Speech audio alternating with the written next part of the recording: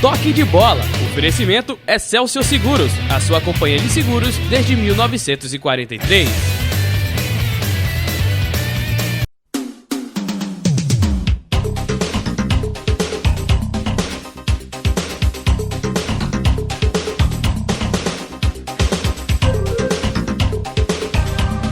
Olá, amigos da Nova Nordeste, boa noite. É um prazer estar na sua casa, estar na sua residência, para que você possa curtir um programa especial, uma entrevista sempre interessante, sempre com convidados para lá de especiais. Hoje é para lá de especial, porque é um cara que entrou no coração da torcida do Santa Cruz. É um cara que a gente convive com ele há muitos anos, que teve até passagens engraçadas, como uma coletiva em que ele concedeu dentro do avião. Coletiva não, uma entrevista, uma longa entrevista que ele concedeu para mim, dentro de um avião, num voo internacional. Essa história ele conta já pra gente aqui. Estou recebendo o Edinaldo. Como é que é o nome dele, rapaz? Edinaldo Batista Libânio. Quem? Grafite. Ah, bom, Grafite. Tudo bem, cara? Seja bem-vindo ao nosso programa. Boa noite, Léo. Boa noite, telespectadores. Boa noite, tudo bem? Bom, o Grafite, ele jogou no Santa Cruz 2 vezes, foi embora e agora voltou. E no que volta ele tem uma recepção maravilhosa. Ele esteve aqui com a gente no Tá Na Rede, na Nova, e a gente falava que do nervosismo que ele estava, né? Parecia uma ação de Hollywood, né? O cara descer de helicóptero no meio do campo, 7 mil pessoas ovacionando. E você com 30 e lá vai, que eu não quero entrar muito nesse mérito, porque se você for dizer a idade, você vai dizer a idade com gato, e eu não gosto disso. Então o Grafite com cabelinho branco aqui do lado, entendeu? Com essa barba pintada de preto, ele se emocionou. Como é que pode, cara? Depois de tudo que você passou, seleção brasileira, Copa do Mundo, você ainda se emocionar daquela forma, daquela maneira. Parecia um menino quando descia, inclusive no que ele desceu um fone enganchado aqui do helicóptero, o presidente tropeçou, caiu, foi uma festa tremenda. Como é que você fala? Como é que explica? Como é que você virou um menino depois de coroa, cara? Rapaz, eu tava com tanto medo aquele dia que eu liguei pro presidente algumas horas antes. Falei, presidente, como é que vai ser o cronograma aí da nossa chegada na rua? Daí ele falou, não, nós estamos organizando helicóptero. Falei, o que helicóptero? Não, presidente, mexe nada não. Ele, não, você merece. Aí descemos de helicóptero lá, eu enganchei o fone, o presidente caiu. Foi resenha, mas foi emocionante, viu? Agora, você ficou com receio de que não fosse ninguém? Não, eu não tava com esse... Eu não esperava 7 mil pessoas também. Eu esperava que ia ter algumas pessoas. Eu imaginava a minha apresentação o quê? Antes de um jogo, no intervalo de um jogo. Mas não num dia de semana, à tarde. O que é engraçado é que a minha empregada tinha ido... Não, minha cunhada tinha ido com meu cunhado comprar uma carne. Com meu cunhado, ele é gaúcho, ia fazer uma costela pra lá em casa. E ele foi num frigorífico e os caras falando assim, não, eu tô adiantando hoje que amanhã à tarde é a apresentação do Negão, vou na apresentação do Negão. Não, tem que vir amanhã à tarde. Não vou não, que amanhã é a apresentação do Negão. Então pra você ver como é que é essas coisas, né? E o pessoal deixou o serviço, saiu de todo lugar, foi lá na minha apresentação. Isso aí é gratificante demais. É muito gratificante. O Grafite foi responsável por 1.000 demissões. Dos 7 mil perderam o emprego, né? Que deixaram o emprego pela metade para ver o Grafite chegar de helicóptero. Vê que programa de índio, né? Que foi feito. E no meio de semana, né? No meio de semana. E além disso, ele acaba de constatar que existem 7 mil vagabundos no Recife que foram lá para assistir o Grafite. Claro que é brincadeira. Grafite, vamos voltar um pouco no tempo. Você esteve no Santa Cruz 2001 e 2002. 2002. Duas passagens. Aí saiu pelo mundão de meu Deus. Deixa eu dar uma passagem aqui nos clubes para onde ele foi. Depois do Santa, ele foi pro Grêmio. Do Grêmio ele foi pro Anyang Chitas da Coreia, Goiás, São Paulo. Aí eu encontrei com ele no Le Mans. Quando a gente tava num aeroporto lá, o que é França? Rapaz, eu fui escondido pra fazer exame médico, rapaz. E eu falei, rapaz, eu não acredito que eu encontrei o Léo Medrado aqui não, E eu tava lá na executiva, né? Eu não. Eu tava na econômica. Tava na econômica. Você tava na executiva. Ele se encontrou no hall do aeroporto. Onde foi? Na França? Foi em Portugal pra França? Lisboa pra Paris, não foi? Uhum. Aí ele fez aí a viagem toda lá atrás, aí eu perdi até a janta da... É porque é o seguinte, o acordo de cavalheiros foi o seguinte, eu não falo nada que você está indo para a França e você me dá uma entrevista exclusiva. E aí ele falou, tá valendo. E aí o Grafite, que estava na primeira classe, saiu, veio para a econômica e nós ficamos um tempão, acho que 1 hora de entrevista. Né? Foi, a aeromoça não deixou fazer na primeira não, que ia incomodar os outros passageiros. Aí o pessoal da econômica podia ser incomodado, né? Você vê que você vê como o que a gente passa, né? Nós seres humanos normais, o que nós somos obrigados a passar. Aí do Le Mans você foi pro Wolfsburg, aí foi a tua grande fase, né? Depois Al Ali, nos Emirados Árabes, depois no Al Saad, e depois do Catar, e depois voltou pro Santa Cruz. Nessa tua experiência até o São Paulo, né? Você teve uma saída para a Coreia. Essa saída para a Coreia valeu de alguma coisa para você? Valeu como, assim, aprendizado humano, sabe? Pra mim, pra minha família, de valorizar a família. Nós passamos muita dificuldade lá, eu e minha esposa. A gente tinha só a Maria Luísa na época e a Cecília nasceu lá. Então foi muita dificuldade porque a gente dependia única e exclusivamente do tradutor para tudo, né? Eu não falava inglês, eles também não falavam inglês, então tinha que ser o tradutor do coreano para o português e às vezes a gente ligava, não atendia o telefone. Eu tive um problema com o treinador lá que me deixou afastado, treinando separado. Então foi um período assim, profissionalmente foi muito ruim para mim, mas para mim, para minha família assim, particularmente foi muito bom o aprendizado que eu tive, como a gente deve se comportar em outros países, tentar se adaptar o mais rápido possível, porque não é fácil não. Comeu carne de cachorro na Coreia, amigo? Eu devo ter comido lá escondido, sem saber, porque eu ia num restaurante lá, tinha carne e depois que eu fiquei sabendo lá, um dia eu passei na rua de trás do restaurante lá e vi o cara batendo os cachorros lá e...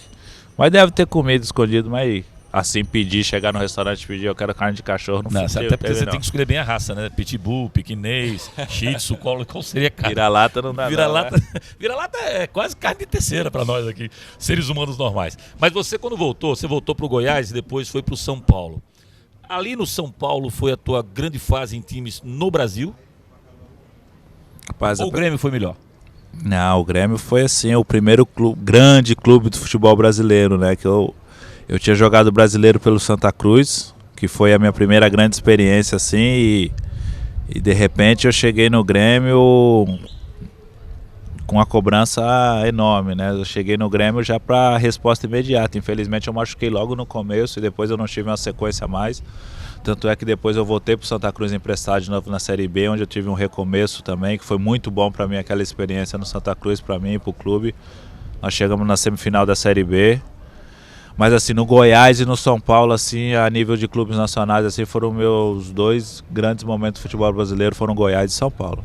Quando o Grafite fala grande clube, não que ele esteja depreciando o Santa Cruz, mas a gente sabe que existe o G12, os 4 do Rio, os 4 de São Paulo, os 2 de Minas e os 2 do Rio Grande do Sul, que tem uma defasagem, aliás, um acréscimo financeiro enorme, a defasagem é muito grande desses clubes que estão, né, nesse G12 para os clubes do Nordeste. Essa discriminação é muito grande. Grafite está gravando aqui com a gente a entrevista e passa a gente aqui na frente o tempo inteiro e dá sorriso e tira foto. Você fica aqui mais tempo, viu, Grafite? Fica aqui uns 3 dias comigo aqui, vai dar mais famoso, tá? Beleza. E aí, por isso que ele está se referindo como o primeiro grande clube que ele trabalhou, ele está se referindo a essa estrutura financeira que existe nesses clubes. E claro, quando a gente vê, né, um jogador chegar à seleção brasileira, 90% das vezes a gente vai ver esse jogador vindo ou de um clube desse G12 aí ou do exterior. No teu caso, foi surpresa para você chegar à seleção brasileira para uma Copa do Mundo?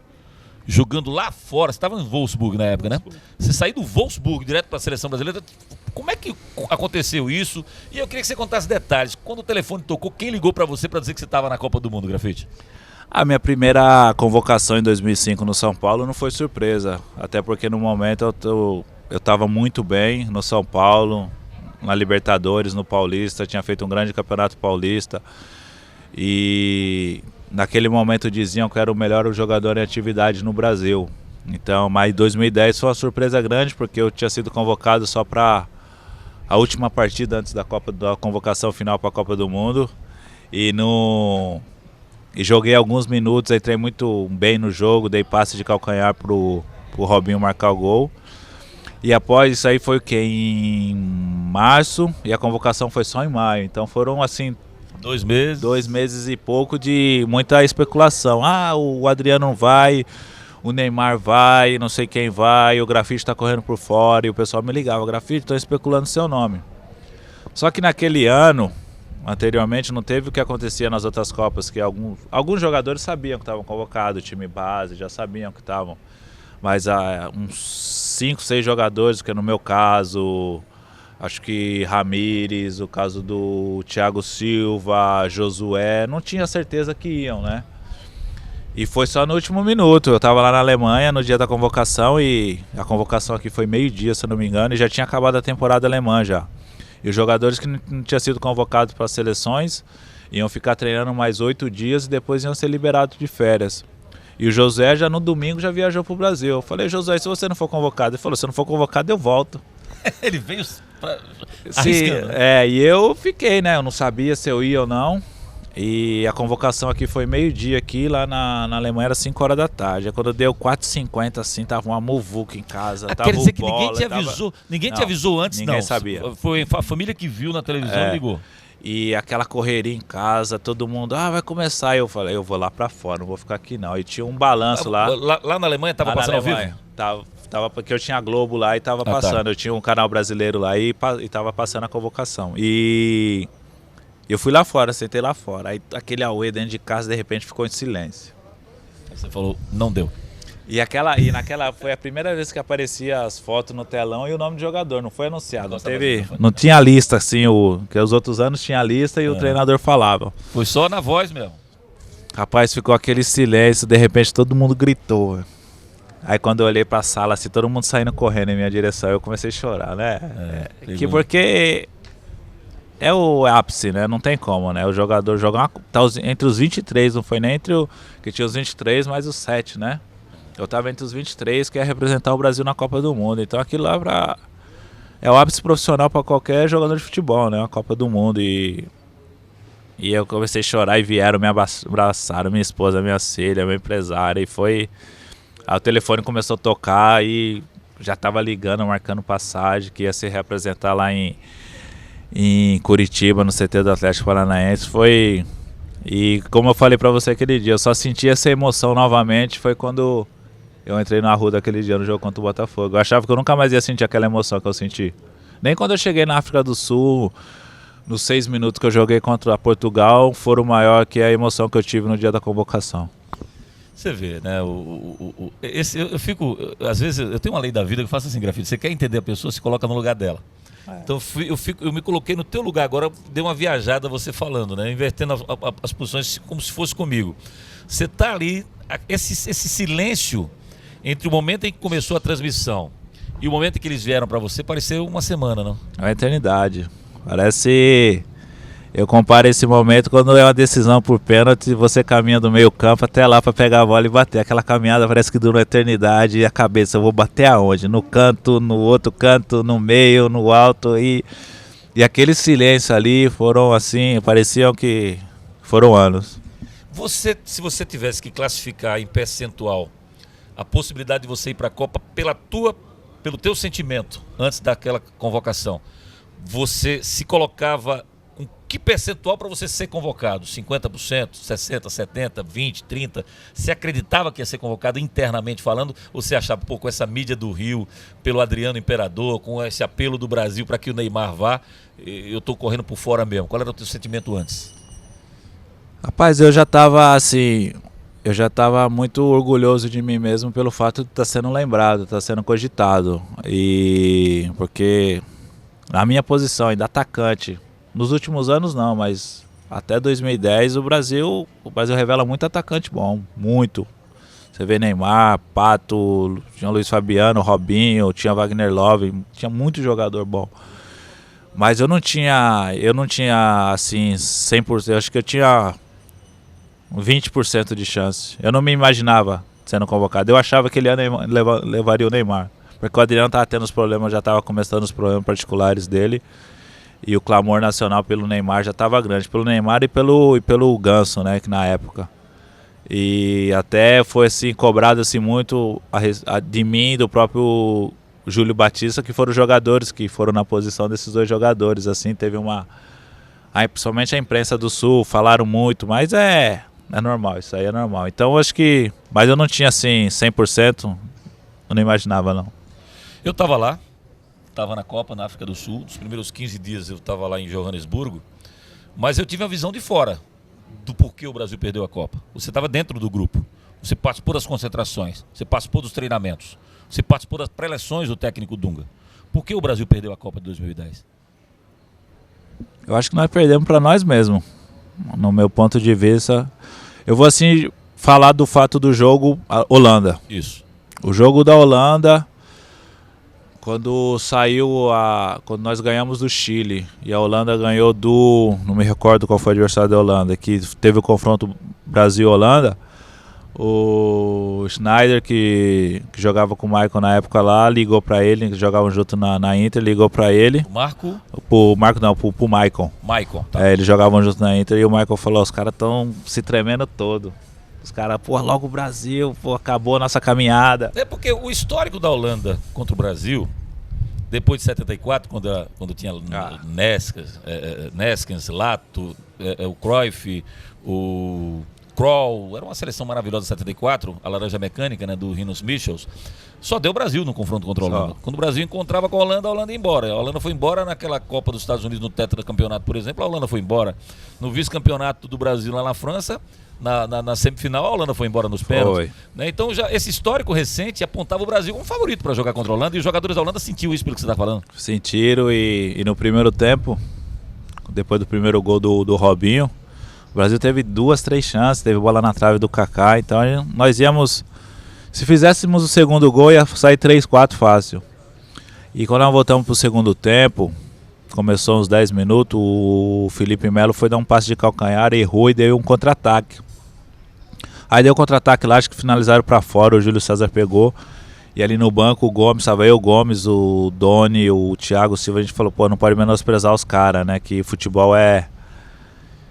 Rapaz, a partir daquele momento o jogo virou de uma forma que foi complicado demais. Virou, os caras começaram a jogar, fizeram um gol, fizeram o segundo, nós perdemos o Felipe. Aí foi muito rápido, aconteceu muito... Fez assim, o jogo virou e a Holanda ganhou aquele jogo, aí já não... Mas o que foi que deu start? O que foi que, na sua concepção, fez com que desse esse apagão de acho que uns 10 minutos no Brasil, onde surgiram os 2 gols da Holanda, onde o Felipe Melo foi expulso, onde teve aquela fatalidade do gol do Felipe de cabeça, né? Ele desvia, a bola vai e mata o Júlio César. A falta de comunicação, acho que foi... Acho que a falta de concentração, mano. Eu não sei, ou autoconfiança. Acho que quando você tem autoconfiança, acho que todo jogador tem que ter autoconfiança, todo time tem que ter. Né? Mas ela é traiçoeira. Quando tu acha que você tá absoluto e os dias também... Porque o Dunga, na época, ele não tinha tanta experiência como ele. Foi a primeira experiência como treinador dele. Só que ele já vinha de uma Copa América, ele vinha da Copa das Confederações, ele tinha um grupo já fechado, eles tinham um grupo. E durante eu vendo do meu ponto de vista, como é que eu tava. Eu não tava bem também, que, tu chega na seleção brasileira, tu não conhece ninguém, pra se adaptar. Os caras já vinham de uma sequência de 3 anos. Tudo aquilo ali era novo pra mim, mesmo eu sendo um cara experiente já com 31 anos, e nos treinamentos eu não tava tão bem assim, e não tinha assim, que nem a gente fazia um coletivo, fazia 50 minutos de coletivo, e o Dunga não fazia uma experiência aqui, trocava um jogador aqui, uma peça ali, sabe, era aquela coisa... Quadradinha ali. Então, aí os titulares foram ganhando confiança, achando que estavam intocáveis, os reservas foram perdendo a motivação, assim, que eu via, no meu ponto de vista, que eu conversava com alguns jogadores que na época não eram titulares também. Mas dentro do grupo ali, um ambiente, no hotel, no treinamento no dia a dia, o grupo era muito bom, não tinha problema, não teve problema nenhum. Teve aqueles problemas do Dunga por parte da imprensa, que ele, Gosta um pouco mais que ele não queria que a imprensa tivesse acesso, mas isso aí, pelo que eu vi lá, tinha sido um pedido dos jogadores. Foi? E vocês pediram mesmo? Foi um pedido dos jogadores, porque eu tava, no último jogo que eu fui contra a Holanda, um dia antes do jogo, na conversa ali, o Dunga falou, o grupo é esse aqui que vai, e a gente já tá tudo... Então os jogadores já tinham pedido para ser uma coisa mais fechada, até porque 2006 tinha sido um oba-oba danado. Em Vegas, né? Então, aquele aí, e os jogadores pediram, só que o Dunga assumiu, botou a cara que foi ele que quis aquilo. Eu até achei injusto depois que o Dunga levou toda a culpa e não teve alguns jogadores assim que se posicionaram na defesa dele, mas sabe como é futebol, né? E tinha o negócio daquele negócio que o Dunga barrou aquela repórter da emissora tal no vestiário. Então foi muita coisa, aconteceu muita coisa. Teve do Jorginho lá com o Escobar também, na coletiva que aconteceu. Do Dunga com o Escobar também. Então foi muita coisa assim que ficou... não tinha a torcida toda a favor. Tinha muitas pessoas, principalmente do fato ali do Dunga privar os jogadores de não dar acesso total a algumas partes assim que a gente sabe que comanda o futebol brasileiro, que complicou bastante. Daqui a pouco, depois da mensagem da Excelsior, o Grafite vai responder. Ele teve 12 clubes diferentes, alguns deles mais de uma vez. E nesses 12 clubes ele teve pelo menos 20 treinadores. Onde Dunga se enquadra? Em que escala está o Dunga dentre esses 20 treinadores que comandaram o Grafite? Depois da mensagem da Excelsior. Fala aí, Léo. A Companhia Excelsior de Seguros é uma empresa de abrangência nacional com forte atuação regional. Foi fundada em 43 e teve a matriz transferida em 96 aqui para o Recife. É a única seguradora com matriz ativa em todo o norte e nordeste do Brasil. Entre os diversos produtos oferecidos pela Excelsior estão o seguro garantia, aeronáutico, habitacional, residencial, empresarial, responsabilidade civil, equipamentos móveis e estacionários, riscos diversos, vida em grupo e acidentes pessoais em grupo. Nos seus planos estão a manutenção do alto índice de crescimento, com foco prioritário de expansão nas operações das regiões sul e sudeste do Brasil. Valeu, Léo. Esse cara é bom, rapaz. Esse cara que falou aí, Grafite. Pô, bicho, esse cara, quando esse cara crescer, tu vai ver, bicho. Vai ser um apresentador de mão cheia. Vai crescer mais? Talvez pro lado, né? Grafite, então, sem fazer média, como se diz agora, de boa, né? O Dunga saiu de nada para técnico da seleção. Ele nunca tinha sido treinador em canto nenhum na primeira vez, lá na África do Sul, né? E de repente ele sai do nada para ser técnico. Não é o Dunga que te convocou. Porque o Dunga que te convocou, você tem que ter um pôster, uma foto dele com moldura na tua sala. Tá? Mas é o Dunga que te treinou. Esse Dunga que te treinou, você acha que ele tinha competência para ser técnico na seleção brasileira na Copa do Mundo sem nunca ter sido treinador antes? Rapaz, tu quer me complicar, né? Não, quero não. Eu quero a sua sinceridade, a sua honestidade, como você sempre fez em todas as entrevistas, pelo menos que você concedeu. Eu acho que em 2010, acho que ele não estava preparado ainda. Competência, acho que ele tinha, até porque pelo histórico dele como jogador, de líder dentro de campo, mais que um jogador, ele tinha condições de estar ali, mas acho que não estava preparado, porque é diferente você ter condições e estar preparado. Tem jogador que sobe, tem condições de ser, mas não está preparado ainda para. Então acho que ele se encaixa nisso daí. Hoje eu não sei, avaliando ele está mais maduro, mas acho que em 2010 ele não estava preparado ainda, na minha opinião. Nada contra ele, nada de maneira alguma. É um cara que eu sou eternamente grato por tudo que ele bancou por mim, mas eu só acho que ele não estava preparado. Quem seria para você o cara mais preparado para assumir a seleção brasileira para 2010? 2010?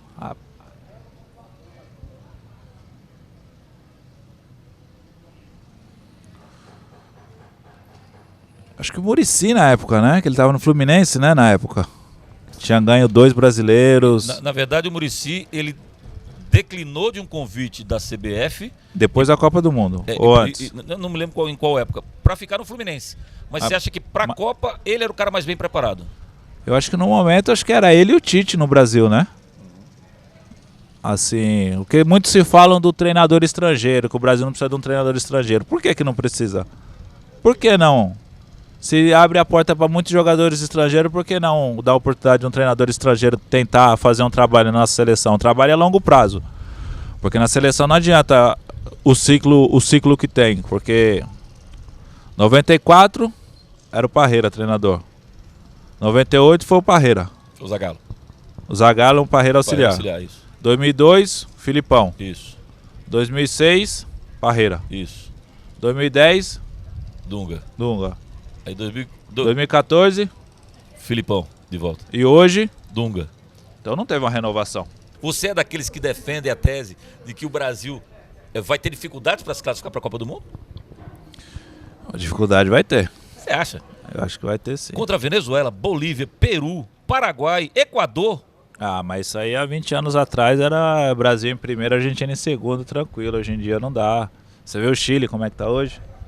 Não vi nada demais não. Eu vi o Brasil, eu vi os caras do Chile com medo do lado de lá, no primeiro tempo, tocando a bola pro lado, e o Brasil não tendo penetração, faltou um pouco mais de ousadia para fazer os gols. Mas eu não vi o Chile sendo essa seleção toda, não. Mas no momento... Assim, no momento, até que momento? Não sei até onde vai. Porque se a gente imaginar, vamos lembrar o que aconteceu na Copa 2010. Primeiro, Grafite, a gente tem que ver que essas eliminatórias da América do Sul são uma sacanagem para as eliminatórias europeias. Porque você tem 10 países da América do Sul, Se classificam 5, quer dizer, 4 e 1 na repescagem, vai pegar os caras do canguru lá da Ásia para tentar classificar. São 50% de chance de você se classificar contra Equador, Peru, Bolívia, Venezuela e Paraguai, pô.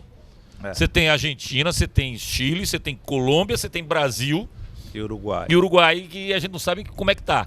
Das 5 vão passar, ou 4 vão passar e vai surgir uma zebrinha ali do outro lado. É muito fácil para a seleção do América do Sul se classificar para a Copa, cara. Sim, só que se o Brasil não passar em primeiro, se passar em segundo ou em terceiro, já passou no sufoco. É a cultura do brasileiro. O Brasil vai para a Copa do Mundo. Alemanha 2010. Ela ficou em terceiro na Copa do Mundo da África do Sul, se não me engano, terceiro ou quarto. Ela chegou na Alemanha, tinha 40 mil pessoas esperando eles na praça. Você fala depois da Copa, né? É. Sim. Se o Brasil não ganhar a Copa do Mundo, quem tá esperando o Brasil aqui pra comemorar? Os caras estão esperando pra xingar. Encosta mais. Mas ninguém tá esperando porque ninguém volta pra cá.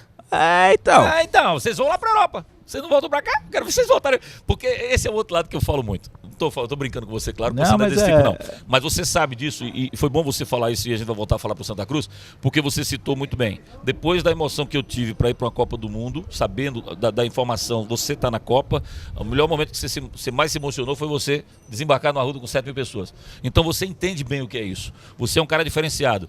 Mas quando a gente vai falar de seleção brasileira hoje, Grafite, eu acho que a grande diferença é que antigamente você perguntava a um jogador de futebol, qual o seu sonho? Jogar na seleção. Hoje, pergunta pra ele. Pra jogar na Europa. Por quê? Porque o lado financeiro ele passou à frente do lado ideológico, o que faz parte, é normal. Mas não desdenhar da seleção brasileira. Você pergunta pro Renatinho lá, qual é o sonho dele? Você sabe o que ele vai responder pra você? Jogar na seleção da Argentina. Você acredita nisso, cara? É verdade. O sonho dele é jogar na seleção da Argentina. Sei lá, eu acho a Argentina diferente. Eu quero jogar na seleção da Argentina. Mas o Renatinho é um caso à parte. O que eu falo é que o jogador de futebol, quando vai na padaria, quando vai né, como foi teu cunhado, tua cunhada, foi lá na padaria e disseram, eu vou parar o trabalho aqui para ver o negão que vai desembarcar. Você sente esse clima aqui. Você tá dando entrevista pra gente aqui, tem gente filmando ali, os garçons estão parados aqui vendo, o pessoal que passa aqui na frente fica olhando. Há um comprometimento seu com a causa chamada Santa Cruz. Quando você vai pra uma Copa, quando termina o jogo da Copa, o cara vai embora para o quintal da casa dele do outro lado e ninguém cobra nada. Você não acha que isso passa um certo descomprometimento pro jogador, uma acomodação pro jogador em relação a vencer ou perder uma Copa? Hoje em dia tem esse negócio, o fator financeiro, mas os clubes também, você vê, os clubes na Europa, eles não aceitam liberar jogador para a seleção. Eles se sentem lesados. Agora tem até uma lei FIFA agora. Se o jogador se lesiona jogando pela seleção, o clube tem que ser ressarcido. Uhum. Então eles para eles não são, porque eles investem em jogador brasileiro, eles contratam, eles pagam um salário. Então eles querem ver o retorno. E o futebol brasileiro é uma coisa, o futebol brasileiro precisa ser, eu acho que eu tive na Europa. A Alemanha perdeu a Copa de 2006 em casa. O Klinsmann saiu e o treinador que está agora assumiu. Ele trabalhou 4 anos, foi 2010. Não ganhou a Copa o Joachim Löw. Joachim Löw. Perdeu a Copa de 2010, continuou, fez um trabalho, veio aqui no Brasil e ganhou. Ele está há 10 anos à frente da seleção. E a nossa, viu, nós falamos há pouco, quantos treinadores passou? 6. Acabou, talvez, perdeu, começou um trabalho, não deu certo, vai embora, traz outro. Então não tem planejamento, não tem um trabalho médio e longo prazo. E a Alemanha ganhou essa Copa do Mundo de 2014 aqui no Brasil, ela ganhou ela em 2006, quando começou o trabalho. Quando começou o trabalho em 2006, 2010, ela ganhou a Copa de 2014. Não foi uma coisa, o Brasil manda embora o treinador, contrata um novo treinador e começa de novo com novos jogadores. E não tem tempo de trabalhar. O Brasil se apresenta aqui no domingo para jogar na terça. Uhum. Na Europa não, os caras vão jogar no sábado, eles se apresentam na sexta-feira da outra semana. Uhum. O campeonato para 15 dias, 20 dias. Aqui não para porque não tem, o calendário é muito apertado. Depois da mensagem da Excelsior Seguros, o Grafite vai responder uma pergunta bem simples, bem prática, tá? Bem tranquilinha. Relaxa, Grafite, que é tranquila essa, tá? Fala aí, ô mala pesada. A Companhia Excelsior de Seguros é uma empresa de abrangência nacional com forte atuação regional. Foi fundada em 43 e teve a matriz transferida em 96 aqui para o Recife. É a única seguradora com matriz ativa em todo o norte e nordeste do Brasil. Entre os diversos produtos oferecidos pela Excelsior estão o seguro garantia, aeronáutico, habitacional, residencial, empresarial, responsabilidade civil, equipamentos móveis e estacionários, riscos diversos, vida em grupo e acidentes pessoais em grupo. Nos seus planos estão a manutenção do alto índice de crescimento, com foco prioritário de expansão nas operações das regiões sul e sudeste do Brasil. Voltamos com o nosso toque de bola itinerante. Valeu, Léo. Valeu a mensagem. Aqui do Downtown Pier, esse local agradabilíssimo. Ô, Grafite, você tinha voltado da Europa e não conhecia essa parte aqui do Recife, passando aqui atrás todo dia praticamente, né, cara? Todo dia passando aí no trânsito, não conhecia. Agora eu vou vir aqui relaxar um final de semana aí, depois do acesso, se Deus quiser. Tem feijoadazinha aqui dia de sábado que é maravilhosa. Eita. Grafite, no final eu queria que você passasse sua mensagem e respondesse a seguinte pergunta simples para a torcida do Santa. O Santa sobe? Sobe.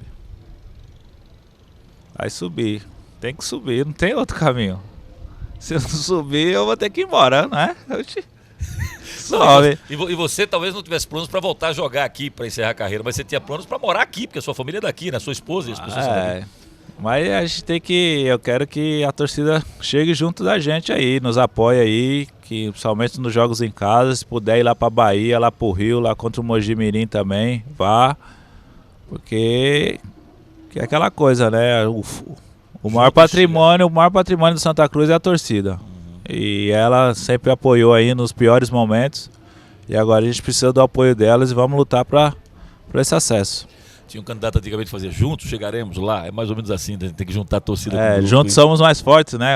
É o lema da campanha do Santa Cruz. Santa Cruz. Grafite, obrigado, cara, pela entrevista. Prazer revê-lo mais uma vez. Boa sorte, torcendo muito você. Valeu. Tem uma glostora, não sei bem. O pessoal que tá ali sabe. Qual é aquela cera que pinta aqui essa parte branca do cabelo? Dá uma passadinha de pincelzinho aqui, que o negócio tá ficando meio, entendeu? Deixa crescer não. Não conta a idade verdadeira, 40 aí? 5. 45, coisa de novo. Um abraço pro Grafite, obrigado pela presença dele com a gente aqui no Toque. Amanhã, 9 da noite, ao vivo, tá na rede, é imperdível. Os lances, melhores momentos, lances polêmicos, participação dos nossos comentaristas, você já sabe, domingo, 9 da noite, aqui na Nova Nordeste, tem o Tá na Rede, e no sábado que vem a gente volta com mais um toque de bola itinerante aqui do Downtown Pier. Prazer estar com vocês outra vez, uma ótima noite de sábado e um grande domingo a todos. Tchau.